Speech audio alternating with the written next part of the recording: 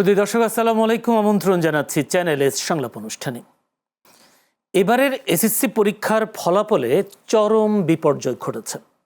প্রায় 2 দশকের মধ্যে সবচেয়ে খারাপ ফলাফল করেছে এবারই। 9টি সাধারণ বোর্ডে গড় পাশের হার 64.05% এবং কারিগরি ও মাদ্রাসা বোর্ড মিলিয়ে 11টি বোর্ডে মাত্র 62.25% পাশের হার। ফেল করেছে প্রায় 7 লাখ শিক্ষার্থী।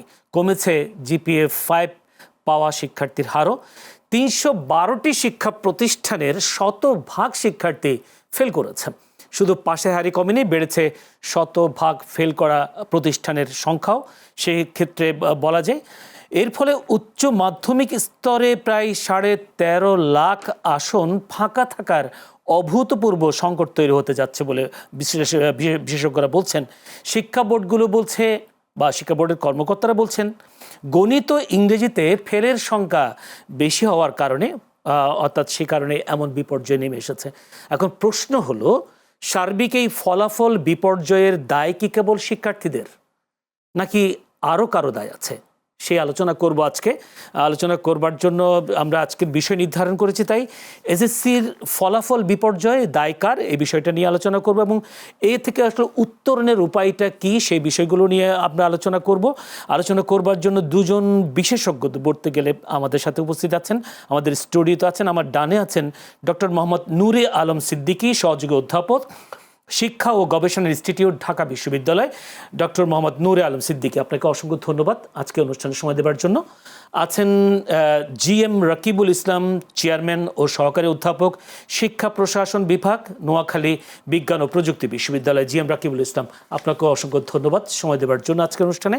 দর্শক, পুরো অনুষ্ঠান জুড়ে আপনাদের সাথে আছি আমি জয়নুল আবেদিন। বলছিলাম এসএসসির ফলাফলের বিপর্যয় এবং সেই সাথে দায়টা কার, এই বিষয়গুলো নিয়ে আলোচনা করব। আসলে এ থেকে উত্তরণের উপায় কি, সেই বিষয়গুলো আসবে এবং আমরা কর্মমুখী শিক্ষার দিকে আমরা আমাদের বাংলাদেশের শিক্ষা ব্যবস্থা কোন দিকে যাচ্ছে বা কর্মমুখী শিক্ষার দিকে আমরা ধাবিত হচ্ছি কিনা, যেহেতু আমরা দেখছি দেশে শিক্ষিত বেকারের সংখ্যা দিন দিন বৃদ্ধি পাচ্ছে। সেই ক্ষেত্রেও আমরা আলোচনা করবার চেষ্টা করব যদি সময় থাকে। আমি প্রথমে যেতে চাই ডক্টর মোহাম্মদ নূরে আলম সিদ্দিকী, সহযোগী অধ্যাপক, শিক্ষা ও গবেষণা ইনস্টিটিউট, ঢাকা বিশ্ববিদ্যালয়। নূরে আলম সিদ্দিকী, যদি বলি একেবারে 19 বছরের মধ্যে, বিগত 19 বছরের মধ্যে সবচেয়ে খারাপ ফলাফল করেছে এবার এসএসসি পরীক্ষায়।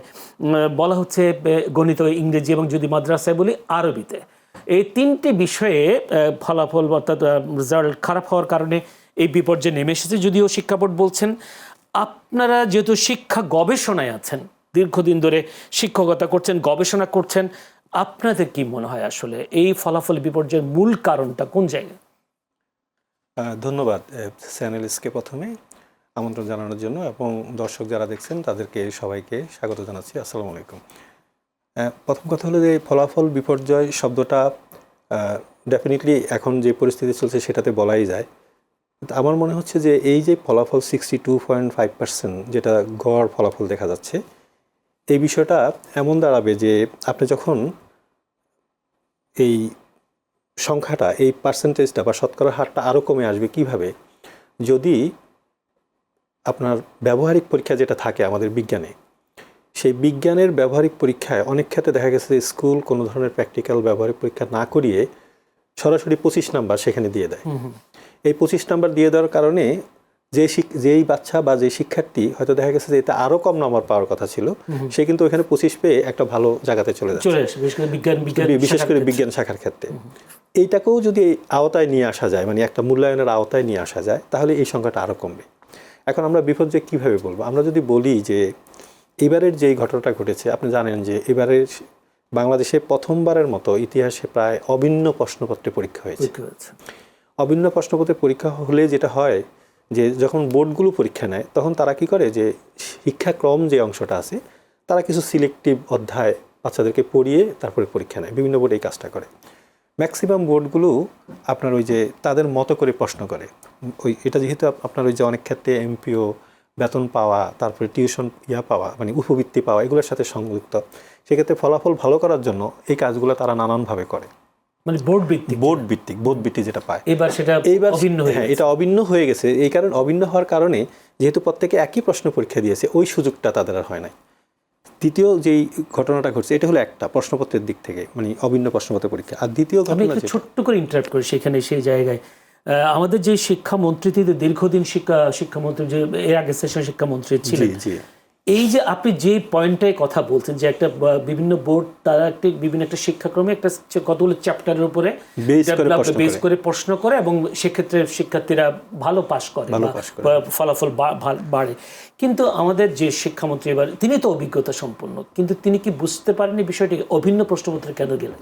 না, এখানে হলো কি, আপনি যখন একটা দেশের একই ভূমিতে, একই সমতলে, একই কালচারের সংস্কৃতিতে বাস করা শিক্ষার্থীকে আপনি ভিন্ন ভিন্ন প্রশ্ন কেন নেবেন?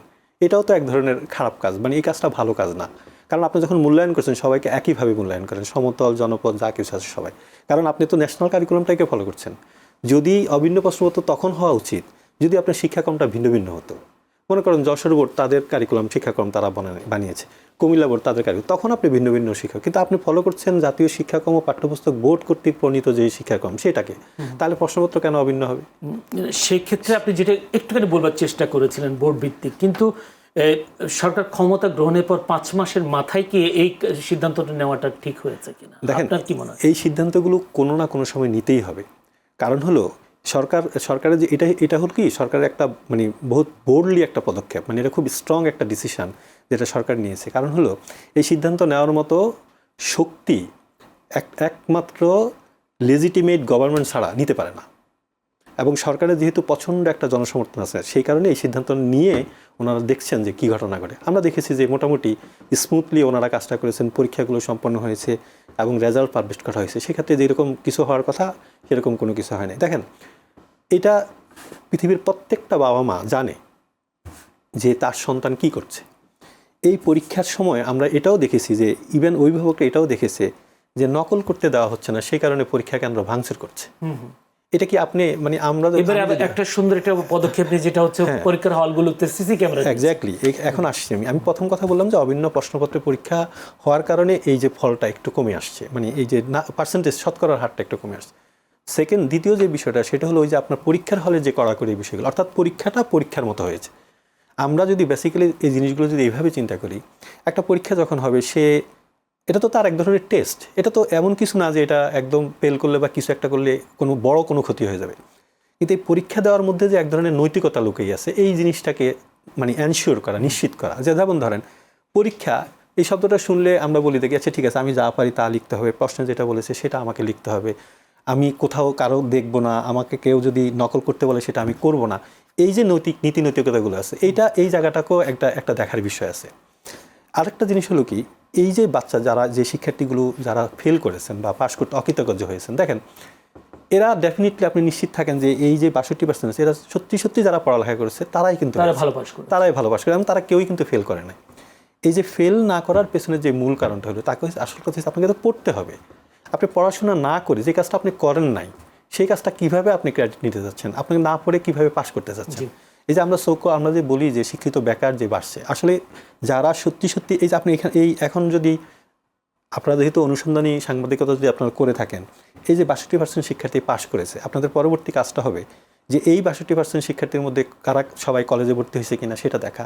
হওয়ার পরে তারা এই সেম রেজাল্টটা, মানে ধরেন যে শিক্ষার্থী A+ পাইছে, সেই শিক্ষার্থী A+ ধরে রাখতে পারছে কিনা সেটা আপনি দেখেন, এবং এরপরে ওরা কোথায় ভর্তি হয়েছে সেটা আপনি দেখেন। মানে জাস্ট একটা সিরিয়াল মেনটেন করেন, তখন দেখবেন কি মানে একটা পর্যায়ে বা একটা গোষ্ঠী তোলা হচ্ছে। হ্যাঁ, তখন কি হবে আপনি দেখবেন যে এই শিক্ষার্থীর কেউই দেখবেন যে ওইরকম কোথাও আপনার বেকারও থাকছে না, ভালো জায়গায় ভর্তি হতে পারছে না, ঘুরছে না, এমন কোনো ঘটনাই ঘটবে না। আমি আপনার কাছে আসবো, আরো কয়েকটা প্রশ্ন আছে। আমি একটু জিএম রাকিবুল ইসলাম কাছে যেতে চাই। জিএম রাকিবুল ইসলাম, আপনার কাছে যে প্রশ্ন, স্যার বললেন যে যারাই পড়ালেখা করেছে তারা ভালো পাশ করেছে, এটা একদম সত্য কথা, এটা চিরন্তন সত্য কথা।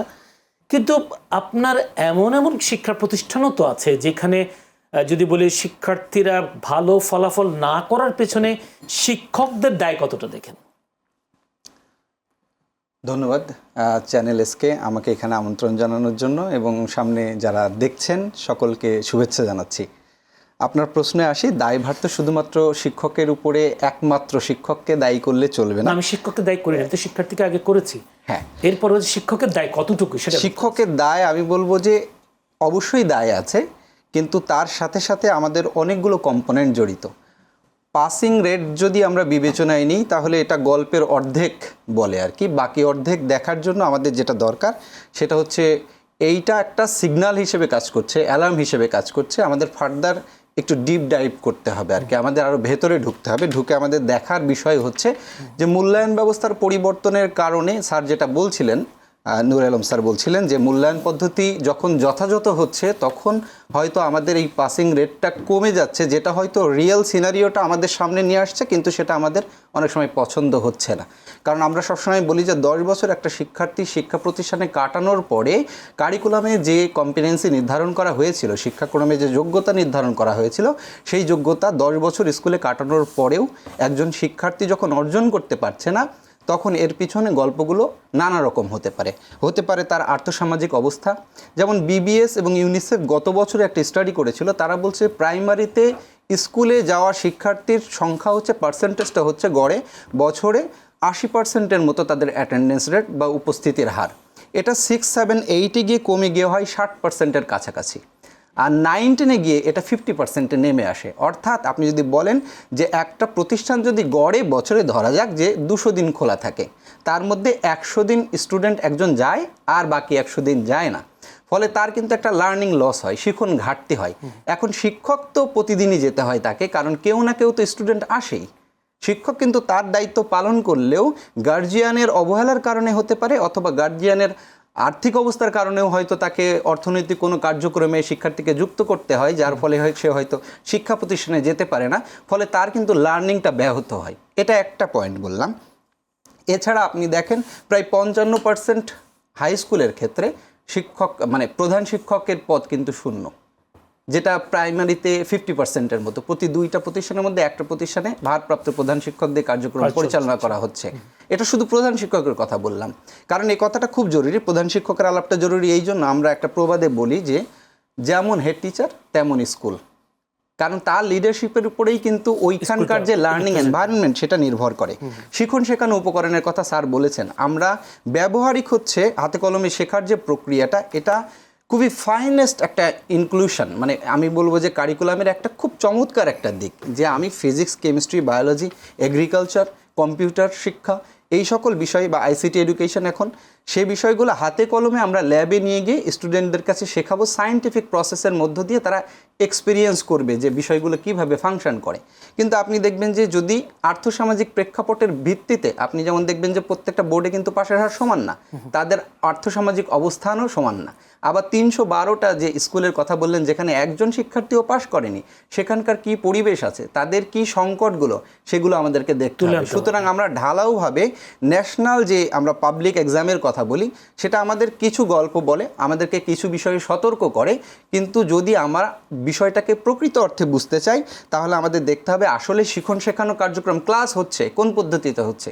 টিচার কি গিয়ে শুধুমাত্র রিড আউট করে লেকচার মেথডে চলে আসে, নাকি আসলে স্টুডেন্টদেরকে এঙ্গেজ করে? স্টুডেন্টরা কি নিয়মিত স্কুলে আসছে কিনা, গার্জিয়ান কতটা তাকে সচেতন? স্কুলের উপরে শুধুমাত্র দায় চাপিয়ে দিলে হবে না, কারণ দেখেন একজন শিক্ষার্থীকে বড় করে তোলার পিছনে কিন্তু 3টা মেজর কম্পোনেন্ট কাজ করে। School is one of them, পরিবার এবং সার্বিকভাবে সমাজ। তো আমাদেরকে শুধুমাত্র স্কুলের উপরে যদি দায় চাপিয়ে দিই, যেখানে নাকি অনেকগুলো সংকট রয়েছে, শিক্ষক সংকট, শিক্ষকদের দক্ষতার ঘাটতি, প্রপার টিচার প্রফেশনাল ডেভেলপমেন্টের সুযোগের অভাব, আমাদের শিক্ষার যে পরিবেশ, অবকাঠামোগত সংকট, সেই সংকটময় পরিবেশে একজন শিক্ষক যখন কাজ করছে এবং তার কাছে আমাদের এক্সপেকটেশন যখন আমরা এত পরিমাণে চাপিয়ে দিই, সে কিন্তু তখন নাভিশ্বাস উঠে যায়, তার ওভারওয়েলমিং। সেক্ষেত্রে আমি যা ছোট্ট করে একটু জানতে চাচ্ছি, আপনার কি যে 312টি শিক্ষা প্রতিষ্ঠানে কেউ পাশ করেনি? যদি বলি শিক্ষা প্রতিষ্ঠান ছিল 30,402টি শিক্ষা প্রতিষ্ঠান এবার এসএসসি পরীক্ষায় অংশ নিয়েছে, সেখানে 669টি শিক্ষা প্রতিষ্ঠানের শতভাগ শিক্ষার্থী পাশ করেছে। সেখানে 30,000 প্রতিষ্ঠান, সেখানে 1,000 শিক্ষা প্রতিষ্ঠানও শতভাগ পাশ করে নাই। তো সেই ক্ষেত্রে দায়টা কার দেবেন? যারা উপরের মহলে বসে আছেন, বা যদি বলি শিক্ষা মন্ত্রণালয় যে একটা বিশাল বসে আছে, মাধ্যমিক উচ্চশিক্ষা অধিদপ্তর আছে, যদি বলি বোর্ডগুলো আছে, তাহলে এই যে 1000টা প্রতিষ্ঠানও যে সব শিক্ষার্থী পাশ করলো না, এটার দায় কি তাদের? হ্যাঁ, 312টা হচ্ছে পাশ করেনি, একজনও পাশ করেনি। 669টা হলো সবগুলো বিষয়ে পাশ সবগুলোতে করেছে, বিষয়ে পাশ করেছে। সব মানে অর্থাৎ শতভাগ পাশ করেছে, সব স্টুডেন্টই পাশ করেছে। জি। মানে আমার প্রশ্ন হলো 1000ও তো শতভাগ পাশ করার প্রতিষ্ঠান আমরা পেলাম না, কিন্তু এই প্রতিষ্ঠানের টিচারদের শিক্ষকদেরকে যদি বলি এমপিওভুক্ত হলে তাকে বেতন দিতে হচ্ছে, আর সরকারি হলে তো দিতেই হচ্ছে। তো সব মিলিয়ে তদারকির অভাব দেখেন কিনা যে আমাদের শিক্ষার ফলাফলের কারণে? হ্যাঁ, মানে আমি শুধু বারবার যেটা বলার চেষ্টা করছি, মানে স্ট্যান্ড অ্যালোন কোনো পয়েন্ট, মানে শুধুমাত্র একটি কারণ এক্ষেত্রে কাজ করেনি, আমি সেই পয়েন্টটাতে আসার চেষ্টা করছি। আমরা থিওরিটিক্যালি একটা কথা সবসময় বলি যে education is a shared responsibility. আপনি যখন দায়ের কথা বলছেন, দায় থেকে দায়িত্ববোধের বিষয়টা আসে, এ দায়টা আমাদের সবার।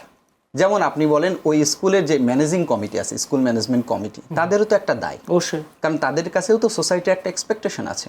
একটু আগে আমি বলছিলাম যে শিক্ষকের প্রতি আমাদের যেমন প্রত্যাশা আছে, কারণ এমন ফ্যামিলি আছে হয়তো তাকে তার সন্তানকে গাইড করার মতন ওই ফ্যামিলিতে কেউ নাই। School is the only point যেখান থেকে তারা শিক্ষা পাবে বলে আশা করে। সো টিচারদের প্রতি তাদের যেমন এক্সপেকটেশন আছে, টিচার বা শিক্ষকও কিন্তু এক্সপেক্ট করে যে গার্জিয়ান বা আমার অভিভাবক তার যেন বাড়িতে সুষ্ঠু পড়াশোনার যে পরিবেশ বা পড়াশোনার যে তদারকি করা সেটা যেন করে। তেমনি করে শিক্ষা প্রশাসন বা এডুকেশন গভর্নেন্সের সাথে যারা জড়িত আছেন, আপনি দেখেন যে উপজেলাতে এটা হচ্ছে, সেখানে তো উপজেলা মাধ্যমিক শিক্ষা অফিস আছে, তাদেরও এখানে তদারকির ব্যাপার আছে। কিন্তু সেখানে হয়তো যে দেখবেন যে হয়তো 5 জন সেইখানে উপজেলা একাডেমিক সুপারভাইজার হিসেবে কাজ করার কথা ছিল, আপনি হয়তো গিয়ে দেখবেন 2 জন কাজ করে। তো 2 জনকে দিয়ে আপনি যদি 5 জনের কাজ করাতে যান, তাহলে কোয়ালিটির সাথে কম্প্রোমাইজ আপনাকে পাটিগণিতের সূত্র অনুসারেই করতে হবে। আমি আসবো আপনার কাছে আর নতুন সব মিলিয়ে দায়টা আমাদের সবার উপরে, সবার। অসংখ্য ধন্যবাদ।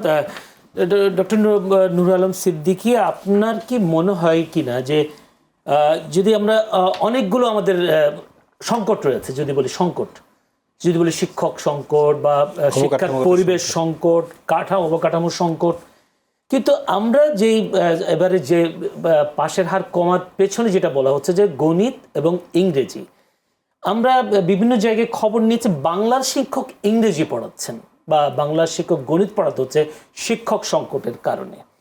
তাহলে সেই ক্ষেত্রে আসলে ওই দায়টাও বা কাকে দেবেন যে বাংলা শিক্ষককে কেন গণিতের ক্লাস নিতে হচ্ছে, বাংলা শিক্ষককে কেন ইংরেজি শিক্ষক নিতে হচ্ছে? আমরা কি সব জায়গায় সমানভাবে প্রোভাইড করতে পারছি নাকি শিক্ষকগুলো? জি, থ্যাংক ইউ সো মাচ। এখানে দেখেন, আমার যে মানে সহকর্মী বলার চেষ্টা করলেন যে এককভাবে কাউকে আমরা দায় করতে পারছি না।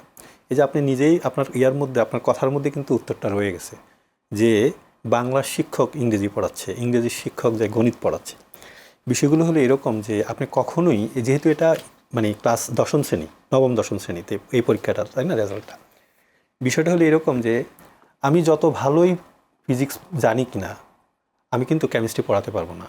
কারণ যখন একজন শিক্ষক যখন হবেন, তখন ওনাকে ওই বিষয় জ্ঞানটা যেমন তার লাগে, তেমনি তার বিষয় শিখাবে কীভাবে, অর্থাৎ শিক্ষণ বিজ্ঞানটাও তার লাগে। এই দুইটা জিনিস যদি না হয়, তাহলে একজন শিক্ষক কখনো ভালো শিক্ষক হিসাবে করতে পারে। আপনি অনেক দেখবেন অনেক ভালো, একদম ফার্স্ট হয়ে আছে ওই বিষয়ে, কিন্তু উনি যেমন ওনার যদি প্যাডাগজিক্যাল নলেজটা না থাকে, সেক্ষেত্রে উনি ভালো ডেলিভারি দিতে পারে না। আবার ভালো ডেলিভারি দিতে পারে কিন্তু কন্টেন্ট নলেজ নাই, সেক্ষেত্রেও ঝামেলা তৈরি হবে। এখন যেটা হলো, যে কথাটা আছে, এটা আমাদের বাংলাদেশে একটা প্রথম সমস্যা, যে শিক্ষক সংকটের কারণে আমরা দেখি কি যে টেকনিক্যাল সাবজেক্টগুলো, বিশেষ করে ম্যাথমেটিক্স, ফিজিক্স, কেমিস্ট্রি, ল্যাঙ্গুয়েজ, এগুলো কিন্তু ওই সাবজেক্ট ভিত্তিক, বিষয়ভিত্তিক শিক্ষককেই পড়ানোর কথা, এক্সপার্টকেই পড়ানোর কথা। এই এক্সপার্টের ওই নলেজটা থাকবে, পাশাপাশি তার ওই যে শিখন যেই মানে পদ্ধতি, এই পদ্ধতিটাকে ওনাকে জানতে হবে। উনি এই দুইটা যখন ব্লেন্ডেড হবে, তখন উনি কিন্তু চমৎকার ক্লাস নিতে পারবে, এবং তখন শিক্ষার্থীরা শ্রেণীকক্ষে থাকার জন্য মানে তাদের এক ধরনের আগ্রহ জন্মাবে। শিখন পরিবেশটা আসলে নানানভাবে ব্যাখ্যা করা যায়। আপনি যদি মনে করেন যে ধরেন 2017 সালে আপনার টোকিওতে একটা সম্মেলন হয়েছিল, সেখানে পুরো এনভায়রনমেন্টটা ছিল লার্নিং এনভায়রনমেন্টটাকে এনশিওর করা। কি এনভায়রনমেন্ট? আমরা যে কথাগুলো বলি যে একটা ভালো ইনফ্রাস্ট্রাকচার, ক্লাসরুমের মধ্যে মাল্টিমিডিয়া আছে, ফ্যান আছে, সব কিছু আছে। পরে দেখা গেল কি যে পুরো বিষয়টা দাঁড়ালো যে আসলে এগুলা কোনো কিছুই শিক্ষার্থীর মনোজগৎকে ওইভাবে টাচ করে না। হ্যাঁ, এটা একটা অনুষঙ্গ বটে, কিন্তু সাইকোলজিক্যালি যদি শিক্ষার্থী যদি ফিল করে যে আমি সেফ, আমি নিরাপদ, আমার কথা বলার যেই মানে মনের যে আকুতি, এটা আমি শিক্ষককে যে কোনো সময় বলতে পারবো, তখন আসলে ওই এনভায়রনমেন্টটাকে বেশি গুরুত্ব দেওয়া হয়েছে। ইভেন আপনারা দেখবেন যে ছোটোবেলাতে আমাদের কিন্তু স্কুল ছিল না, আমরা গাছতলার মধ্যে পড়তাম, এবং শিক্ষক যে মজা করে পড়াতেন, তো তা দেখেন তখন কিন্তু ঘাম ধরছে গায়ের মধ্যে দিয়ে বা কষ্ট লাগতেছিল, কিন্তু ওই যে মজা, সেই মজার জন্যই কিন্তু আমরা ক্লাস, দ্যাট মিনস আমি জানতাম যে আমার শিক্ষক আমি যদি দুষ্টামি করি অথবা আমি যদি প্রশ্ন জিজ্ঞেস করি আমাকে কোনোভাবে ডিস্টার্ব করবে না। তাহলে কি ওই জায়গায় আমি আপনাকে একটু থামাই, সেই ধরনের সেই মজা দেওয়ার বা মজার মাধ্যমে পড়ালেখা শেখানোর শিক্ষককে অভাব পড়ে। হ্যাঁ এক্স্যাক্টলি, ওই জায়গাটাতে এখন একটা মনোজাগতিক যে পরিবর্তন, কেন আমি বলি দেখেন এই যে আমরা এখন যে শিক্ষার্থীদেরকে নিয়ে ডিল করছি বা যাদেরকে আমরা পড়াচ্ছি এখন, এরা তো আপনার এই যে একবিংশ শতাব্দীর লার্নার।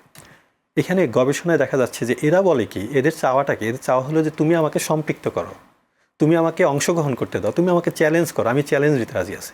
এখন ওরা যখন পড়তে আসে সে এই ইনফরমেশন যেটা আমরা দিয়ে থাকি নর্মাল যে ক্লাসরুম আমরা যেটা দিই, এটা সে চায় না। এই ইনফরমেশন তার কাছে প্রচুর আছে, বুড়ে বুড়ে আছে, এবং সে ইউটিউব, ফেসবুক, ইনস্টাগ্রাম, আপনার লিঙ্কডইন, তারপরে আপনার চ্যানেলগুলোতে থেকে প্রচুর পেয়ে যাচ্ছে।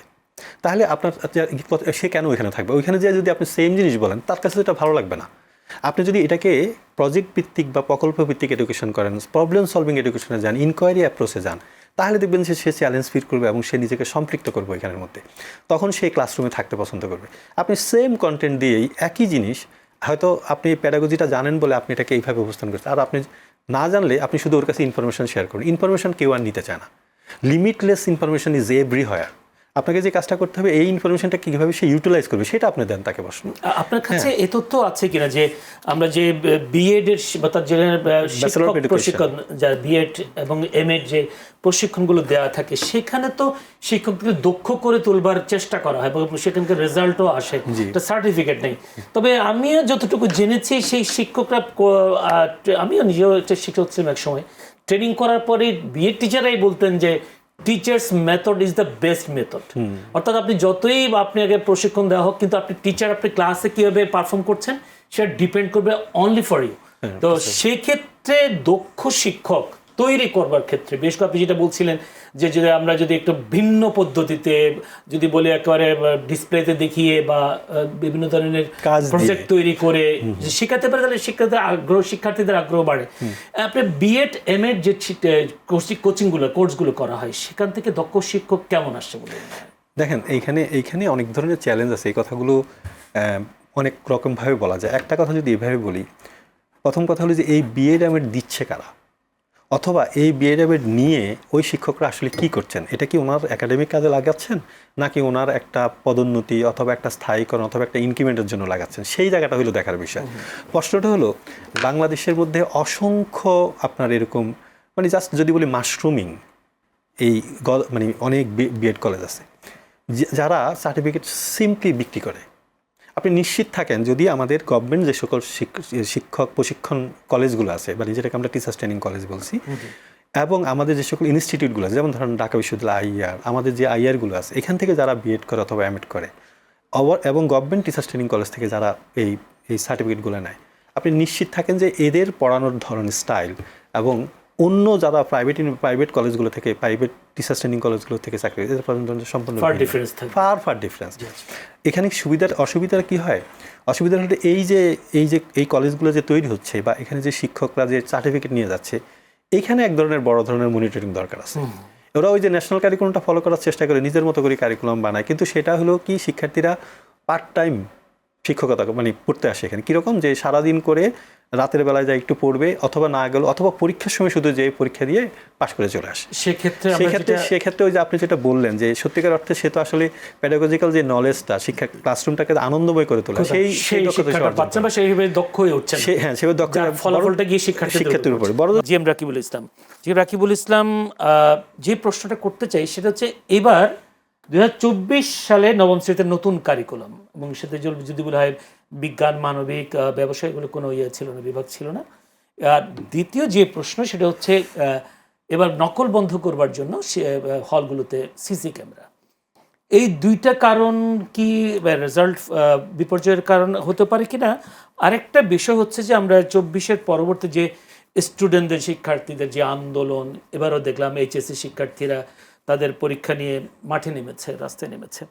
এই 24-এর পরে রাজনৈতিক অস্থিরতা, স্টুডেন্টরা কথায় কথায় রাস্তায় নেমে যাওয়া, শিক্ষার্থীরা রাস্তায় কথায় কথায় রাস্তায় নেমে যাওয়া, আন্দোলন করা, এগুলোর ফলও কি পড়েছে কিনা এই ফলাফলে? দেখেন, সোশ্যাল সায়েন্সে বা সামাজিক বিজ্ঞানে যে কোনো ঘটনার উপরে আপনি সোসাইটির বিভিন্ন অনুষঙ্গের প্রভাব থাকেই, এটাকে আপনি বাদ দিতে পারবেন না। তো আমার কাছে মনে হয় এখন ব্যক্তিগতভাবে যে 24-এর পরে আমরা যে অবস্থায় এখন আছি সেটা নিঃসন্দেহে শুধুমাত্র টাইম ফ্রেমে না, এটা পরিস্থিতিটা অনেক দিক দিয়েই আলাদা। তো নানা রকম অস্থিরতার মধ্য দিয়ে আমরা গিয়েছি এবং 24-এর সময়টা আমাদের বড় ছোট সব মানুষের উপরেই একটা ট্রমাটিক একটা এক্সপেরিয়েন্স কিন্তু আমাদের হয়েছে, এবং সেইটা কতটা হিল হয়েছে সেটা আমি এখনও নিশ্চিতভাবে বলতে পারবো না। তো এর প্রভাব যেমন আছে, আপনি যেমন বললেন কারিকুলামের যে পরিবর্তন সেটারও একটা প্রভাব থাকতে পারে, কিন্তু আমরা যেহেতু শিক্ষা এবং গবেষণা নিয়ে কাজ করি, আমাদের ক্ষেত্রে অনুমান ভিত্তিক আমি হয়তো একটা পারসেপশন শেয়ার করতে পারবো, কিন্তু যদি আমাদের তথ্য প্রমাণ থাকতো, একটু যদি আমরা গবেষণা করে বিষয়টাকে দেখতে পেতাম, তাহলে হয়তো এভিডেন্সিয়াল কোনো ইনসিডেন্ট অথবা ইনফরমেশন আপনাদের সঙ্গে আমি শেয়ার করতে পারতাম। যেহেতু সেরকম কোনো কিছু আমার সামনে আসে নাই, সুতরাং আমি আমার পারসেপশন থেকে বলছি এ ধরনের পরিবর্তন এর উপরে প্রভাব ফেলতে পারে। আমি ভাবছিলাম এরকম, আপনারা হয়তো যারা অনেক আগে এসএসসি পাশ করেছেন আপনারা গ্রেস মার্কের সাথে পরিচিত আছেন। অবশ্যই। যখন কোনো ধরনের পরীক্ষায় ফলাফল বিপর্যয় হয় তাহলে তখন রাষ্ট্রের কর্তৃপক্ষের পক্ষ থেকেই গ্রেস মার্ক দেওয়া হয় পাশের হারটা একটা থ্রেশহোল্ডে পৌঁছানোর জন্য। তো সরকার তো ধরেন এই যে মানে অনেকে যারা ফেল করেছে অথবা অনেকের কাছেই এইটা মনে হচ্ছে একটা বিপর্যয়, অনেকের কাছে পছন্দ হচ্ছে না ঘটনাটা, তো সরকার তো তাদেরকে খুশি করার জন্য গ্রেস মার্কস দিয়ে পাশের হার বাড়িয়ে দিতে পারতো, এটা তো তাদের কাছে ছিল। সেক্ষেত্রে বিশ্লেষকরা এটাও বলেছেন যে গত 15 বছর আওয়ামী লীগ সরকারের সময় বিশেষ করে পাশের হার বৃদ্ধি করবার জন্য একটা চাপ ছিল, রাজনৈতিক চাপ ছিল, সেই কারণে একটা শিক্ষার বা পাশের হার বেড়েছে। এবার সেই চাপটা ছিল না, দেখে কমে গেছে। বিশ্লেষকদের কথা, আমার বক্তব্য না, সেটা বিশ্লেষকদের কথা। সেটাকে আপনি কি মনে করেন, যেটা একটুখানি বলবার চেষ্টা করেছেন আপনি? হ্যাঁ, আমার কাছে মনে হয় যে ইনফ্লেশন আমাদের এডুকেশনের ক্ষেত্রে এটা অবশ্যই আছে। এটা আমাদের মানে এখনো পর্যন্ত আমরা বলি যে আগেকার শিক্ষা ব্যবস্থায় শিক্ষকরা যেরকম একটু চেপে নম্বর দেওয়ার একটা বিষয় ছিল, পরবর্তীতে নম্বর প্রদানের ক্ষেত্রে বা মূল্যায়নের ক্ষেত্রে একটা উদারনৈতিক মনোভাব দেখা গিয়েছে। এটাও আমি বলছি যে এখনো পর্যন্ত আমি ওই রকম কোনো গবেষণা পাইনি যেখান থেকে এই ফাইন্ডিংসটাকে আমি ভ্যালিড করতে পারি বা ভ্যালিডিটিটা এনশিওর করতে পারি, আমি সেরকম কিছু পাইনি। তো সমস্যাটা যেটা হয়, আমি যেটা গ্রেস মার্কের ক্ষেত্রে বলছিলাম, যে সরকার যদি এই ধরনের অপ্রীতিকর আলাপ, যেটা আসলেই তো অনেক সময় পছন্দ হয় না, যে সকলকে খুশি রাখতে পারলেই তো ভালো, তো গ্রেস মার্ক দিয়েও তো করতে পারতো, তাতে কিন্তু সংকটটা ঢাকা যেত না। প্রকৃত চিত্র যেটা, মানে আমি যদি আপনি সাঁতার না পারা সত্ত্বেও আপনাকে আমি সাঁতারের সনদ দিয়ে দিই, দ্যাট সনদ মানে দ্যাট সার্টিফিকেট, ওই সনদ কিন্তু আপনার জীবন বাঁচাবে না আপনি যদি পানিতে পড়েন। তো প্রকৃত চিত্রটা তুলে আনার এই যে প্রচেষ্টা বা আয়োজনের কথা বলছি, মূল্যায়ন ব্যবস্থায় সেটা পরিবর্তনের কথা বলতে পারেন, যে কোনোভাবেই হোক এটাকে আমি ইতিবাচকভাবেই দেখতে চাই এবং দেখি। ইতিবাচকভাবে দেখলে হবে কি, তাহলে সমস্যাটার একটা রূপ উন্মোচিত হলো, পরবর্তীতে সমস্যাটা বিস্তারিতভাবে বোঝার জন্য আমরা অন্যান্য কম্পোনেন্ট, অন্যান্য উপাদান নিয়ে তখন স্টাডি করতে পারি, যেগুলো এর আগে আপনাকে আমি বলেছিলাম, শিক্ষক শেখানো পরিবেশ, শিক্ষক সংকট, তারপর বলছি অবকাঠামোগত সমস্যা, তারপর বলছিলাম আর্থসামাজিক অবস্থা শিক্ষার্থীদের, এই সকল বিষয়গুলো তখন চলে আসে আর কি। তো আমরা মানে এই বিষয়টা মানে সব মিলিয়েই আজকের অবস্থায় আমরা দাঁড়িয়ে আছি, সেটা আপনি 24-এর পরিস্থিতির কথা বলেন, জুলাই মুভমেন্টের কথা বলেন, সব মিলিয়ে আমরা এই পরিস্থিতিতে এসেছি এবং এই পরিস্থিতিতে আমরা যে রেজাল্টটা পেয়েছি সেটাকে আমাদেরকে আমরা বলছি যে মূল্যায়ন পদ্ধতির পরিবর্তনের কারণেও হতে পারে। এটা কারিকুলাম যেটা 9-10-এ এসে নতুন 2012 সালে সেই কারিকুলাম পরিমার্জিতভাবে আমরা ইন্ট্রোডিউস করলাম, কিন্তু এইটাকে আবার আপনি বিচার করার ক্ষেত্রে আমাদের বিবেচনায় অবশ্যই নিয়ে আসা উচিত। কারিকুলামে যেটা আমরা বলি সেখানে কিন্তু যে যোগ্যতা নির্ধারণ করা হয়, সেই যোগ্যতা শিখন যোগ্যতায় কিন্তু খুব বেশি হেরফের আছে তা না। মানে আমি বলছি যে ক্লাস 10 পাশ করার পরে অথবা ক্লাস 8 পাশ করার পরে শিক্ষার্থীর মধ্যে যে যোগ্যতা থাকার কথা, সেই যোগ্যতা 12-র কারিকুলামেও যেরকম ছিল, 21-এর কারিকুলামেও সেই শিখন যোগ্যতা মোটামুটি মোটা দাগে একই রকম ছিল। আমি বলছি এই ফলাফলের যদি এই যে 62% পাশের হার বলি, সেটা কিন্তু সরকারের যে প্রাইমারিতে ন্যাশনাল স্টুডেন্ট অ্যাসেসমেন্ট যেটা করা হয় সেটা করে থার্ড একটা party, Australian council for education research. আপনারা এর ফলাফল কিন্তু এর আগে দেখেছেন যে 5ম শ্রেণী পাশ করা প্রায় 50% শিক্ষার্থী বাংলায় তার যে ক্লাস অনুযায়ী, শ্রেণী অনুযায়ী যে শিখন যোগ্যতা ছিল সেটা অর্জন করতে পারিনি। গণিতের ক্ষেত্রে এই হারটা 70%-এর মতো। তাহলে এটা কিন্তু 2011 সালের রিপোর্টেও এইরকমই এসেছে, 2013 সাল, 2015 সাল, 2017 সাল, সর্বশেষ রিপোর্ট এসেছে 2022 সালে। ধারাবাহিকভাবে এই গল্প কিন্তু চেঞ্জ হয় নাই যে শিক্ষার্থীদের বাংলা বা গণিতে তাদের পারফরমেন্স ইমপ্রুভ হয়েছে, এরকম প্রমাণ কিন্তু সরকারের এই সকল প্রতিবেদনেই আসে নাই। তার মানে কি আমরা ধরে নিতে পারি যদি প্রাইমারি লেভেলে যদি বেস করার কথা, বাংলা অঙ্ক ইংরেজি যে বেসটা তৈরি করে দেওয়ার কথা, সেখানে আমাদের ঘাটতি আছে। একজন শিক্ষার্থী যখন ওই ঘাটতি নিয়ে পরের ক্লাসে উত্তরণ হয়, তার কাছে লার্নিং কিন্তু আর এনজয়মেন্টের বিষয় থাকে না, একটা শখ হিসেবে আসে, কারণ সে তো তার আগের ধাপগুলো শিখে আসে নাই। যেমন আমি অনেক সময় আমার শিক্ষার্থীদের ক্ষেত্রেও আমি বলি যে আমরা অনেক সময় গণিত বই আমরা পড়াই না, কিন্তু গণিতও তো একটা বই, আমরা গণিত করাই। এবং গণিতের ওই যে প্রথমে চ্যাপ্টারের প্রথমেই যে গণিত পড়ার যে বিষয়গুলো, সেগুলোকে আমরা অ্যাভয়েড করি, স্কিপ করে সরাসরি অনুশীলনীতে চলে যাই এক্সারসাইজে গিয়েও 1 থেকে 4 নাম্বার প্রশ্ন যেহেতু কখনোই পরীক্ষায় আসে না এবং তুলনামূলক সহজ, সেটা বাদ দিয়ে আমরা 5 নাম্বার থেকে শুরু করি। তো আপনাকে একটা মই দেওয়া হলো যার 5টা ধাপ ভাঙা, এবার বলা হচ্ছে উঠতে, আপনার কাছে কঠিন লাগবে, এটা খুব স্বাভাবিক। স্যার যেটা বলার চেষ্টা করছিলেন, টিচার্স ট্রেনিং কলেজগুলা এবং আমাদের যে টিচার প্রিপারেশন প্রোগ্রামগুলো, সেই প্রোগ্রামের মধ্য থেকেই শিক্ষকের এটা শিখে আসার কথা। আপনি বলছিলেন teachers method is the best method, but at first তাকে তো টিচার হতে হবে, তারপরে না টিচার্স মেথড বলবেন। তো টিচার হওয়া আমাদের দেশে তুলনামূলকভাবে সহজ, কারণ এখানে লাইসেন্সিং এর কনসেপ্টটা এখানে নেই। টিচার্স তো লাইসেন্স নিয়ে আপনাকে একটা জায়গায় ঢুকতে হবে, কারণ আমরা যখন রিসার্চ করি, আমরা যখন প্রাইমারি স্কুলে যাই, আমাদের কনসেন্ট নিতে হয়, যেহেতু এরা প্রাপ্তবয়স্ক শিক্ষার্থী না, সেক্ষেত্রে কনসেন্ট দেবে হয় গার্জিয়ান, না হলে শিক্ষক। আপনি তাছাড়া তাদের কাছ থেকে তথ্যই সংগ্রহ করতে পারবেন না। আর তাদেরকে আপনি যখন পড়াবেন, একটা দীর্ঘ সময় ধরে তাদের শিক্ষণ কার্যক্রম পরিচালনা করবেন, এটা তো আপনার লাইসেন্স নিয়ে যেতে হবে, ডুজ অ্যান্ড ডোন্টস আছে, এর কিছু এথিক্স আছে, নর্মস আছে। তো আমাদের 14টা সরকারি টিচার্স ট্রেনিং কলেজে এখন ব্যাচেলর অফ এডুকেশন প্রোগ্রাম আছে, 4 বছর মেয়াদী শিক্ষা কার্যক্রম, অনার্স প্রোগ্রাম, যেখানে আমরা টিচার প্রিপেয়ার করে থাকি। আমাদের পাবলিক বিশ্ববিদ্যালয়গুলোতে 7টার মতো ইনস্টিটিউটে এই প্রোগ্রাম চালু আছে। তো সব মিলায়ে এটা প্রায় 1200-র মতো গ্র্যাজুয়েট প্রতি বছর বের হয়। কিন্তু সরকারের যে এনটিআরসিতে টিচার লাইসেন্সিংয়ের যে পরীক্ষা, রেজিস্ট্রেশনের যে পরীক্ষা, নিবন্ধন পরীক্ষা আমরা বলি, সেখানে কিন্তু এদেরকে কোনো অগ্রাধিকার দেওয়া হয় না।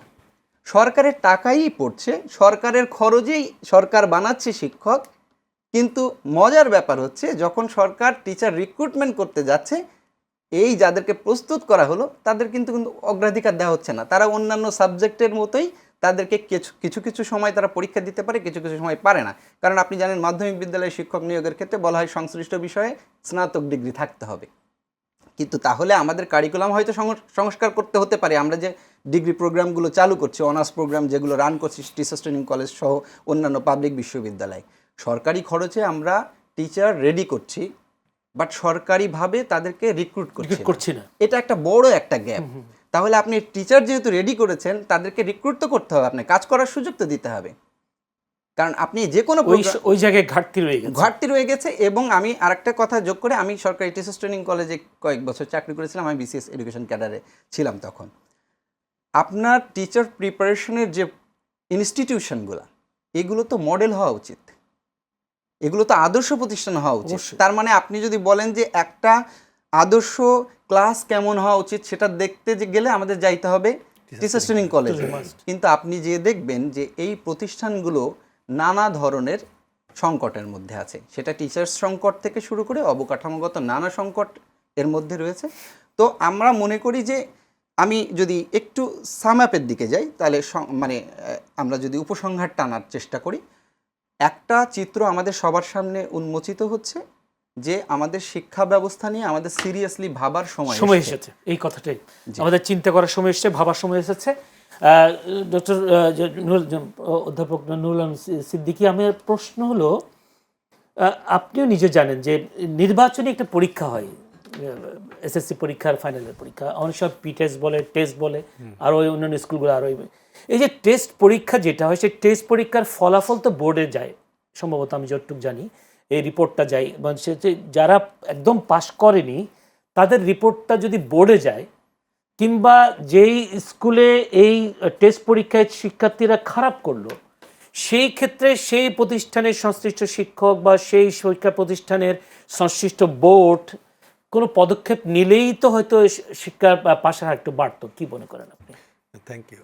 বিষয়টা হলো এরকম যে আপনি বলছেন যে টেস্ট অথবা প্রি টেস্ট, জি, ওই সময়ের যে ফলাফলটা সেটা বোর্ডে যায়। টেস্টের পরীক্ষা, টেস্ট টেস্টটা যায় না। হ্যাঁ, টেস্টের পরীক্ষা আসলে ওইটা মনে হয় এই ইনফরমেশনের মনে একটু গ্যাপ আছে, কারণ টেস্টের রেজাল্টটা স্কুল নিজে রাখে। এই কারণে রাখে যে কাদের মানে তারা হান্স করতে পারে যে আমার কতজন শিক্ষার্থী ফাইনালি তারা মানে ফাইনাল পরীক্ষা অবতীর্ণ হবে।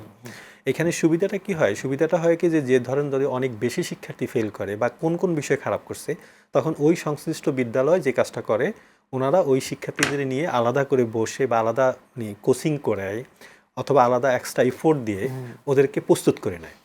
তো সেই ক্ষেত্রে এটা হয়, কিন্তু অধিকাংশ ক্ষেত্রে যদি এরকম হয়, ওই যে আবারও সেই কথায় আসি যে এটা তো আসলে ধরেন তার বেসিক নলেজটারই ঘাটতি রয়ে গেছে, এখন সে টেস্টে ফেল করেছে, তারপরে কি করে দেখেন এখানে জটিলতাটা কেমন হয়। ধরেন ফেল করছে, এই টেস্টে ফেল করার পরে যেই বাবা মা কোনোদিনও হয়তো আপনার এই শিক্ষার্থী কী করলো না করলো এটা খোঁজ নিচ্ছে না, টেস্টে ফেল করার পরে স্কুলে যেয়ে শিক্ষকদেরকে হাতে পায়ে ধরতেছে যে স্যার আমার বাচ্চাটাকে কোনোভাবে ম্যাট্রিক পরীক্ষা দিতে দেন, পরীক্ষায় বসতে দেন।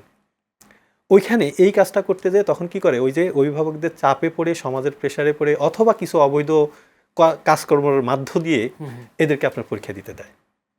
ও কিন্তু পরীক্ষায় বসারই কথা না, কিন্তু ওই যে নানান কারণে দেখা গেছে যে ওই বাবা মারা পারিপার্শ্বিকতার কারণে ওদেরকে দিয়ে আবার তখন পরীক্ষা। তখন আপনি কি করবেন? ওই যে ধরেন আপনি ধরলেন যে 30 জন পরীক্ষার আমার টেস্টে পরীক্ষা দিয়েছে, কিন্তু তার মধ্যে আপনার মাত্র 10 জন পাশ করছে, 20 জন পাশ করে নাই। এখন এই 10 জনে তো পরীক্ষা দেওয়ার কথা, তারপর সেই পরীক্ষা আবার তার পরীক্ষা যখন হবে তখন সেখানে সে ওইখান থেকে কয়জন ফেল করতে পারে, আবার নাহলে সবাই পাশ করতে পারে। কিন্তু ওর সাথে যে আপনি 20 জন যারা পাশে করে নাই তাদেরকে আপনি যুক্ত করছেন, তাহলে তো এই পাশের হার কমবেই। বিষয়টা খেয়াল করছেন জিনিসটা। তাহলে এই যে বিষয়গুলো আছে এগুলো হলো কি যে অভিভাবকদের মানে এডুকেশন ইটসেলফ একটা সিস্টেম, এখানে এই সিস্টেমের সাথে শিক্ষক, শিক্ষার্থী, শিক্ষাক্রম, সমাজ ইটসেলফ পুরাটাই জড়িত। একটা কম্পোনেন্ট যদি সিস্টেমে কাজ না করে তাহলে পুরো সিস্টেমটা কোলাপস করবে। ব্যাপারটা ঠিক এরকম হয়েছে। এই কারণে আমরা কোনোভাবে solely শুধু স্কুলকে, কোনোভাবে solely টিচারকে, শিক্ষার্থীকে এভাবে দায় করতে পারি না। এই কারণে বলা হয় কি যে একজন শিক্ষিত মানুষ বা একটা শিক্ষিত বাচ্চা বা একটা ভালো মানুষ তৈরি করতে পুরো গ্রাম লাগে। এটা পুরো একটা গ্রাম লাগে এই কারণে, কারণ সে তো এই গ্রাম দিয়ে যায়, এই গ্রামে কি হচ্ছে সেগুলো সব তার মাথার মধ্যে ঢুকে, স্কুলে কি হচ্ছে সেটা তার ঢুকে, পরিবারে কি হচ্ছে সেটা তার মাথার মধ্যে ঢুকে। এখন এই যে কথাটা বললাম, এই কথাটা হলো তার মানে কি সবাইকে সচেতন হয়ে কিন্তু কাজটা করতে হবে। আপনার যে অভিভাবক যে বাচ্চাটাকে পরীক্ষা দেওয়ার জন্য চাপ দিছে, এটা না করে উনি যদি বলতো ঠিক আছে দরকার নাই, তুমি আগে পড়াশোনা শেষ করো, ভালো করে পাশ করো, তারপর তোমাকে পরীক্ষা দিতে, এটা বলা উচিত ছিল না। উনি তো চিন্তা করতেছে কি যা কোনোভাবে পরীক্ষা দিলে হয়ে যাবে। দেখেন সংস্কৃতিটা কেমনভাবে দাঁড়াইছে, এটাও হতো না। এটা কিন্তু একটা লম্বা সময় ধরে এই ব্যাড প্র্যাকটিসটা চলে আসছে এবং অভিভাবকরা দেখেছে যে ও তো এসএসসি টেস্টে পাশে করে নাই, কিন্তু ও পাশ করে চলে আসছে। একটু আগে যে কথাটা বললাম না যে আমাদের এই সংস্কৃতিটা গত 15 বছর ধরে এমন একটা পর্যায়ে নিয়ে গেছে যে পড়ালেখা না করলেই পাস, পরীক্ষা দিলেই পাস। এবং সেখানে যেটা হতো ওই যে আমাদের উপদেষ্টা মহোদয় একটা শব্দ বলছে কৃত্রিম পাস, আপনি নিশ্চয়ই লক্ষ্য করেছেন। আমি এটাকে কৃত্রিম পাস বলবো, আমি বলবো যে প্রি ডিসাইডেড, মানে আগে থেকে নির্ধারণ করা থাকবে যে এত % এবার আমরা পাস করাবো। ঘটনা কিন্তু এইভাবে ঘটছে, অর্থাৎ আগে থেকে মানে সিদ্ধান্ত ঠিক করা থাকবে যে 97% পাস, 98%। আপনি চিন্তা করে দেখেন, একটা পাবলিক পরীক্ষায় যখন 97-98% পাস করে, তার মানে আপনাকে ধরে নিতে হবে যে এখানে আসলে কোনো ধরনের অ্যাসেসমেন্ট হয়ই নাই, মানে খাতা দেখেই নাই, সেটাই তো অটোপাস। হ্যাঁ, সেটাই অটোপাস। এবং এই অটোপাসের কালচার অনেক দিন থেকে চলে আসছে বলেই অভিভাবকরা জোর করছে যে আপনি আমার বাচ্চাকে পরীক্ষা দিতে দেন। কিন্তু দুর্ভাগ্যবশত এইবারের সিস্টেমটা যেহেতু পরীক্ষার হলে যে পরীক্ষাটা হওয়া উচিত ছিল সেটা হয়েছে, মানে অ্যাকুরেসি যেটা, মানে তারপরে আমি অ্যাকুরেসি বলবো না, কারণ হয়েছে কি সিসি ক্যামেরা দেওয়া হয়েছে, তাই না? এগুলো অনেক ধরনের মানুষের স্বাধীনতাকে ক্ষুণ্ণ করে। কিন্তু আপনার পরীক্ষা হলে কেন সিসি ক্যামেরা থাকবে? শিক্ষার্থী আগে থেকেই সাইকোলজিক্যালি, মেন্টালি ভ্যালুসগুলো ধারণ করবে যে পরীক্ষার হলে দেখতে হয় না, পরীক্ষার হলে নকল করতে হয় না, সে ওটাই করবে। গার্ডরা যেটা চিন্তা করবে যে না, পরীক্ষা কোনো অসাধু বলে আমরা তোমাকে ছাড় দিব না, এটা তো গার্ডের দায়িত্ব। কিন্তু আমরা দেখেছি যে শিক্ষক লিখে দিচ্ছে প্রশ্ন, বাইরে থেকে নকল নিয়ে আসছে। এই যে কথাগুলো, এগুলো তো পুরো সমাজ ব্যবস্থারই এক ধরনের এই চরিত্র আমরা দেখে ফেলছি। এবং সমাজটা কিভাবে আপনার টার্ন আউট করছে, যে মৌলিক সমাজের যে ভ্যালুসগুলো সেগুলো সম্পূর্ণ নষ্ট হয়ে গেছে, সেগুলোকে রিইনস্টেট করা এখন আমাদের প্রথম জরুরি কাজ হয়ে পড়ছে। এই যে 62%, এটাকে এটা যদি একদম জিরোতে নেমে আসে তাতেও আমার কোনো কিছু যায় আসে না। আমার কাছে যেটা মনে হচ্ছে যে এই যে মানুষগুলো যারা পাশ করবে, ওরা একজন যদি পাশ করে, একজন সম্পূর্ণ পুরো মানুষ হিসাবে সে পাশ করুক। মানে মানুষ বলতে আমি বুঝাচ্ছি তার মধ্যে নৈতিক ভ্যালুস, মূল্যবোধ থেকে শুরু করে সমাজের যেই আদর্শগুলো আছে সেগুলো নিয়ে সে পাশ করে, সাথে সাথে তার বিষয় জ্ঞানটা হোক। আপনি তো অর্ধেক মানুষকে জাজ করতে পারবেন না। আপনি তো এই পাশের যেটা হিসাব করি এটা কিন্তু আমি শুধুমাত্র তার মাথাটাকে হিসাব করি, কিন্তু তার হৃদয় বলে যেটা ব্যাপার, মানে যেটাকে আমরা হার্ট বলি, যেটাকে আমরা হ্যান্ড বলি, মানে আমরা অ্যাফেক্টিভ এবং সাইকোমোটর ডোমেনের কথা বলি, এগুলো আমরা আসলে মূল্যায়ন করতে পারিনি এই পাবলিক পরীক্ষার মধ্যে। সেই কারণে এইটা দিয়ে আসলে কোনো কিছু খুব বেশি যে আপনার এদিক সেদিক ভেরি করবে তা হবে না, ইভেন শতভাগ পাশ করলে হবে না, সেটা আমরা সমাজের মধ্যেই দেখতে পাচ্ছি। দেখেন শতভাগ পাশ করে কি হয়েছে, গত 15 বছর ধরে যে আপনি পাস করাই দিলেন, মানে আপনি যদি পরিসংখ্যানগত দিক থেকে দেখেন সেখানেও তো আপনার 95% পাস করলে আমরা ধরে নিই যে শতভাগ হয়েছে, তাই না? মানে 5% ধরে নিলে এটা এরর না, কিন্তু যখন 98% পাস করে তার মানে কি আপনি এটাকে স্ট্র্যাটেজি হিসাব করলে 102-3%-এর উপরে চলে যাচ্ছে। তাহলে বিষয়গুলো কিন্তু ডেঞ্জারাস। দ্যাট মিনস আগে থেকে প্রিসেট একটা করা থাকতো, বলে দেওয়া হতো যে আমরা আগে এই বছর 97% পাস করাবো, এই বছর এত % পাস করাবো, তখন ওই বোর্ডগুলো ঠিক অত % শিক্ষার্থীকে পাস করাই আপনার ওখানে দিয়ে দিত। আবার বলতো কি নির্দেশনাগুলো এমনভাবে যে খাতাগুলো একটু যেন শিক্ষার্থীরা যেন পাস করে যায় এটা দেখেন। এই কথার মানে কি? এই কথার মানে আপনাকে ইন্ডিয়াকে বলে দিচ্ছে তুমি সবাইকে পাস করাই দাও। এখন যেই ছেলেটা যে যোগ্যতাটা অর্জন করে নাই শিক্ষাক্রমে, সেই ছেলেটাকে কেন আপনি পাস করাবেন? এখানেই তো নৈতিকতার ঘাটতি শুরু যাবে, এবং এই জায়গা থেকেই যারা তৈরি হয়ে বের হবে, বাচ্চারা যারা বের হবে, এরা তো মৌলিক যে নৈতিকতার ঘাটতি, সব জায়গায় সব এই একইভাবে চলতে থাকবে, পুরো জীবনটা তাদের এইভাবে যাবে। সেক্ষেত্রে আমি একটা ছোট্ট প্রশ্ন করি, আমি এবারে কিছু রেজাল্টের কিছু বাচ্চাদের খবর নিয়েছি। একটা বাচ্চা গোল্ডেন এ প্লাস পায়নি শুধুমাত্র একটি সাবজেক্টে 79 নাম্বার পাওয়ার কারণে, অনলি ফর 79, আর একটা নাম্বার যুক্ত হলে সে গোল্ডেন এ প্লাস পেত। এখানে 79 দিয়ে একটি গ্রেস, 1 নাম্বার গ্রেস দেওয়াটা কি ভালো হতো নাকি না দেওয়াটাই ঠিক হয়েছে? না, এইখানে দেখেন এই জায়গাগুলোতে একটু সতর্ক থাকতে হবে, কারণ যেই বাচ্চাটা আপনার সবগুলো A+ পেয়েছে, হ্যাঁ, একটা সাবজেক্টে সে 79 পেয়েছে, আপনি ধরে নিতে পারেন যে এটা তো হিউম্যান বিং, আমি আমার নিজে দিয়ে জাজ করি, এটা তো আমি কোনো বাটখারা মাপকাঠি এগুলো দিয়ে হিসাব করি না। সেক্ষেত্রে নিয়ম হলো কি এই একটা গ্রেড তার জীবনের জন্য কিন্তু অনেক বড় একটা ফ্যাক্টর। এই ক্ষেত্রে শিক্ষকদের নৈতিক দায়িত্ব হলো যে এই শিক্ষার্থীকে অবশ্যই A+ দিয়ে দেওয়া, কারণ এটা তার সারা জীবনের একটা পাপ। যে আমরা সাধারণত ইউনিভার্সিটিতে যে কাজটা আমরা করি, ধরেন কেউ যদি 79 পায় তাহলে আমরা এটাকে 0.5 দিয়ে রাখি। 0.5 দেওয়া মানে হলো সে A+ পেয়ে গেছে, ওটা অটোমেটিক এতে কনভার্ট করবে। এই যে দেখেন এই যে 79%, এগুলো হলো কি যে যেই শিক্ষক এই খাতাটা এইভাবে দেখেছেন, এখন ওনাকে যদি জিজ্ঞেস করা হয় যে আপনি কিসের ভিত্তিতে 79 দিলেন, সে 79 পাইছে, এটা কিভাবে আপনি ঠিক করলেন, উনি কিন্তু কোনো জবাব দিতে পারবে না। তার মানে কি উনি যদি 80 দিত বা 85 দিত সেটাও কিন্তু কেউ কোনো কথা বলতো না। আমি যখন দেখি যে ডেফিনেটলি উনি হয়তো জানেন না, কিন্তু একটা শিক্ষার্থী যদি 79 পায় তাহলে ডেফিনেটলি আপনি ধরে নেবেন যে সে 80 পাওয়ার যোগ্য, এতে কোনো সন্দেহ নাই। তো এই কাজগুলো আমার মনে হয় শিক্ষা বোর্ডগুলো পরবর্তীতে বিবেচনা করবে যে এইগুলো যেন না হয় আর কি।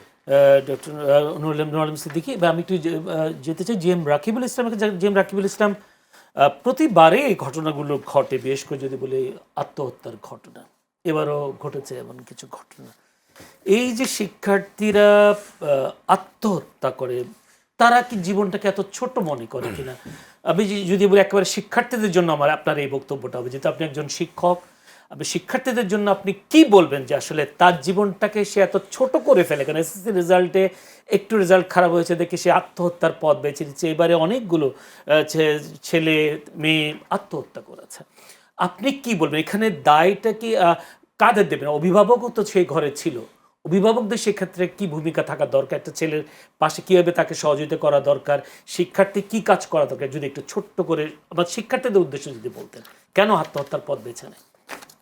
আমার কাছে মনে হয় যে দায়টা সমাজের এখানে, কারণ সমাজ তার উপরে এমন প্রেশার তৈরি করেছে, এমন চাপ তৈরি করেছে যে জীবনে আপনি দেখেন আমাদের সবসময় কিন্তু পরিমাপের শিক্ষার্থীর সফলতা বলি, সন্তানের সফলতা কিন্তু রেজাল্টে সীমাবদ্ধ।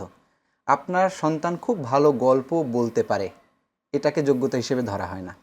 সে খুব ভালো পেইন্টিং করে, এটাও যোগ্যতা না। A+ ভালো খেলতে পারে সে, কিন্তু কথা হবে তুমি খেলতে পারো, ভালো মেডেল পেয়েছো সেও ভালো, কিন্তু A+ পেতে হবে, A+ পেতে হবে। আমাদের সমাজে কিন্তু আমরা এই গল্পটা এস্টাবলিশড করেছি যে শুধুমাত্র স্যার যেটা বলছিলেন যে আমাদের তো লার্নিংটাকে আমরা 3টা ডোমেইনে ভাগ করি, একটা হচ্ছে কগনিটিভ বা বুদ্ধিভিত্তিক, আর একটা হচ্ছে অ্যাফেক্টিভ আবেগিক, এবং আর একটা সাইকোমোটর যেটাকে স্কিলসের সাথে এটা সম্পর্ক আছে আর কি। কিন্তু আমরা শুধুমাত্র পরীক্ষার নম্বর দিয়েই আমরা সে জীবনে সফল নাকি ব্যর্থ এটাকে মেজার করি। আমি ইভেন আজকের ক্লাসেও আমার স্টুডেন্টদেরকে আমি বলছিলাম যদি তারা পরে হিসাব করে দেখে কর্মজীবনে যখন প্রবেশ করবে, আপনিও মিলিয়ে নিতে পারেন আপনার বন্ধুর হয়তো যার রেজাল্ট অত খুবই আকর্ষণীয় কোনো রেজাল্ট ছিল না, কিন্তু আপনি দেখবেন কর্মজীবনে হয়তো সেই সফল, ব্যবসায় বলতে পারেন সে সফলতার শিখরে আছে, এখন হয়তো আর্থিকভাবে সে অনেক সচ্ছল, খেলাধুলার ক্ষেত্রে হতে পারে। এই রেজাল্ট দিয়ে পরবর্তীতে তারাও মূল্যায়ন করে দেখতে পারে।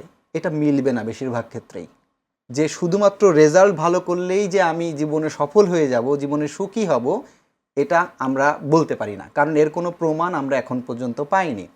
বাংলাদেশের সমাজে যেহেতু আমাদের অন্যান্য বিষয়গুলোতে আমরা ততটা গুরুত্ব দিই না, শুধুমাত্র পড়ালেখা কেন্দ্রিক আমরা শিক্ষার্থী জীবনকে ধরে নিই, এবং গার্জিয়ানদের ক্ষেত্রেও কথাটা তাই। যখন একজন শিক্ষার্থী ফেইল করে, গার্জিয়ান বলে আমার সমাজে মুখ দেখানোর মতন নাই, কারণ আমরা সবসময় কম্পেয়ার করি অপরের সাথে নিজের, এবং সেটা ব্যক্তিগত জীবনে আমরা বড়রাও তাই করি। যে আমি বলি সবসময় যে আমরা তুলনামূলকভাবে সুখী, কারণ এটা ডিপেন্ড করে কার সাথে আপনি তুলনা করছেন।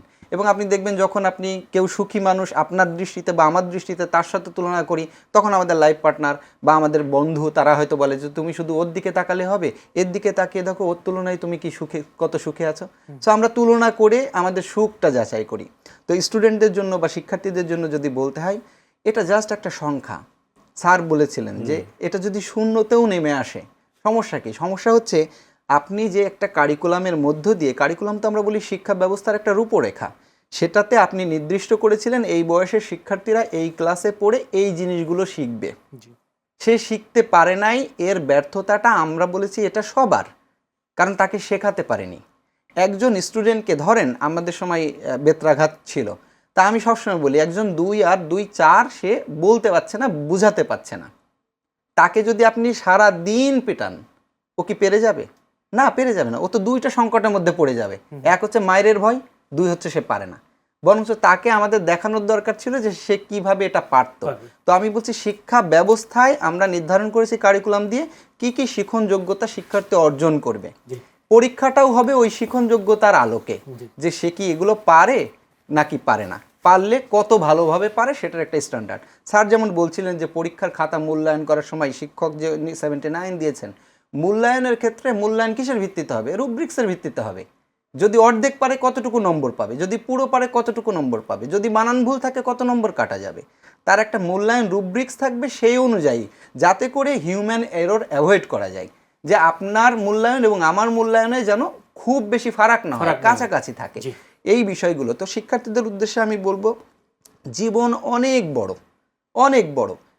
এখন পেলে কতটুকু পড়াশোনা করেছে, ম্যারাডোনা কতটুকু পড়েছে, মেসি কোন স্কুলে পড়তো, কেউ এই কোশ্চেন করে না। আমাদের বাংলাদেশেও যদি আপনি এরকম তারকাদের কথা জিজ্ঞেস করেন, কেউ বলে না যে সে কোন স্কুলে পড়তো, A+ পেয়েছিল। যেমন আপনার ক্ষেত্রেও আপনি কিন্তু আমাকে জিজ্ঞেস করবেন আপনি কি 5-এ বৃত্তি পেয়েছিলেন, কিন্তু যখন আমি 5-এ পড়েছি তখন কিন্তু এটা আমার জন্য জীবন মরণ একটা ব্যাপার ছিল, যে রোল নাম্বার 1 ওর বৃত্তি পাচ্ছে না কেন, এবং সমাজের একটা চাপ। তো সমাজকে আর একটু সহনশীল হতে হবে এবং এই জিনিসগুলোকে স্বাভাবিক নিতে হবে, স্বাভাবিক করতে হবে। মানে সমাজের চাপ, সেগুলো পারিবারিক চাপ, এগুলোকে স্বাভাবিকভাবে নিতে হবে। ছোট্ট করে যদি স্যার বলেন, আমার 1 মিনিট সময় আছে, 1 মিনিটে কেন ছেলেরা, মেয়েরা বা শিক্ষার্থীরা আত্মহত্যা করে, 1 মিনিটের মধ্যে যদি না করার কি কেন করবে আত্মহত্যা? জীবনটা তো ছোট কেন? প্রথম কথা হলো কি, এই যে মানে জীবনটা যে অনেক বড়, এটা যে মূল্যবান, এই ধারণাটা শিক্ষার্থীকে দেওয়া হয় না। এবং একইভাবে আমার সহকর্মী যেটা বললেন, যে এই যে ওদেরকে বোঝানো যে জীবন অনেক বড়, তুমি শুধু এই সংখ্যার ভিত্তিতে তুমি আটকিয়ে থাকো না, এবং তোমার এটা থাকার দরকার নেই। আপনি যেটা বলছেন যে ফ্যামিলির চাপ যেমন আছে, সমাজের চাপটা সবচেয়ে বেশি। এবং বাবা মারা যেটা করে যে সবসময় ওই যে কম্পেয়ার, তুলনা করে। এই তুলনাটা যখন করা বন্ধ হয়ে যাবে, তখন আচ্ছা ঠিক আছে, পাশ করাটাতে কী হয়েছে, অসুবিধা নেই, তুমি আরও পরের বার পারবে, আর না পারলেও কোনো কিছু যায় আসে না, একটা কিছু না একটা কিছু করবে। দেখেন এই যে এই কথাটা বলা হয়েছে যে একটা বাচ্চা ভালো ভাসি বাজাতে পারে, আপনি কোনোদিনও এটা সার্টিফিকেট দিবেন না। সে যে ভালো পেইন্ট করতেছে, আমার সহকর্মী বলার চেষ্টা করলো, সে যে ভালো গান গাচ্ছে, এবং এই যে দেখেন মাননীয় প্রধানমন্ত্রী একটা চমৎকার কথা বলছে যে খেলাটাকে যে পেশা হিসেবে নেওয়া যায়, না পড়ে কোনো পড়াশোনার দরকার নেই, কিন্তু এই খেলাটাই তোমার পেশা, তুমি এটাই খেলো। তার মানে কি, আমার সার্টিফিকেট দরকার নেই, আমি যদি এটা ভালো করি, আমার স্কিলটা যদি ভালো থাকে, তখন আমি সেখানে কাজ করতে পারবো। এই কারণে ওদেরকে যেটা বলবো যে মানে জীবনটাকে অনেক বড়, জীবনটাকে জীবনের মতো উপভোগ করো। জীবন উপভোগ করার বিষয় এখানে, মানে আমার শান্তি অন্যের জন্য না, আমার শান্তি আমার জন্য। আমি যখন শান্তি পাবো তখন আমি অন্যকে সার্ভ করতে পারবো, বিষয়টা হলো ওইখানে। সেটাই আরেকটা ব্যাপার। একটা ছেলে বা মেয়ে আত্মহত্যা করার পর শুধু সে নিজে শেষ হচ্ছে না, পুরো পরিবারটাকে ধ্বংস করে দিচ্ছে, যদি বলে করে সমাজটাকেও ধ্বংস করে, তার থেকে মানুষ অনুপ্রাণিত হচ্ছে। এই বিষয়গুলো আসলে আমাদের শিক্ষার্থীদের জানা উচিত। যে আমরা অনেক বড় বড় বিজ্ঞানীদের ইতিহাসও পড়েছি যেখানে তারা ক্লাসে ভালো পড়ালেখা পারতেন না, ভালো রেজাল্ট করতেন না, কিন্তু একসময় গিয়ে তারা ভালো বিজ্ঞানী হয়েছেন, ভালো গবেষক হয়েছেন। সেই তথ্য, সেই ইতিহাসও তাই বলে। তাই আমারও একই কথা যে শিক্ষার্থীরা যে অল্পতেই আহত হয়ে যায়, হতাশ হয়ে যায়, বা সেই থেকে আমার মনে হয় উত্তরের উপায় আছে। শিক্ষার্থীদেরকে জীবনটাকে মনে করতে হবে অনেক বড়, আমাকে অনেক দূরে যেতে হবে, শুধু পড়ালেখার মধ্যে আমাদের সীমাবদ্ধ থাকলে হবে না। সেই কথাগুলো এতক্ষণ ধরে আমাদের কাছে দুইজন শিক্ষাবিদ এই কথাগুলো বলার চেষ্টা করেছেন। দর্শক, আপনারা আলোচনায় শুনছিলেন ধৈর্য ধরে। আলোচনায় যারা ছিলেন ডক্টর মোহাম্মদ নূর আলম সিদ্দিকী, সহযোগী অধ্যাপক, শিক্ষা ও গবেষণা ইনস্টিটিউট, ঢাকা বিশ্ববিদ্যালয়, জি এম রাকিবুল ইসলাম, চেয়ারম্যান ও সহকারী অধ্যাপক, শিক্ষা প্রশাসন বিভাগ, নোয়াখালী বিজ্ঞান ও প্রযুক্তি বিশ্ববিদ্যালয়। দুজনকে অসংখ্য ধন্যবাদ আজকে এই অনুষ্ঠানে সময় দেওয়ার জন্য। আপনাদেরকেও প্রাণাল অভিনন্দন, শুভেচ্ছা জানিয়ে আগামীকাল একই সময় চ্যানেলের সংলাপ অনুষ্ঠান দেখার আমন্ত্রণ জানিয়ে আজকের মতো বিদায় নিচ্ছি। ভালো থাকবেন সবাই।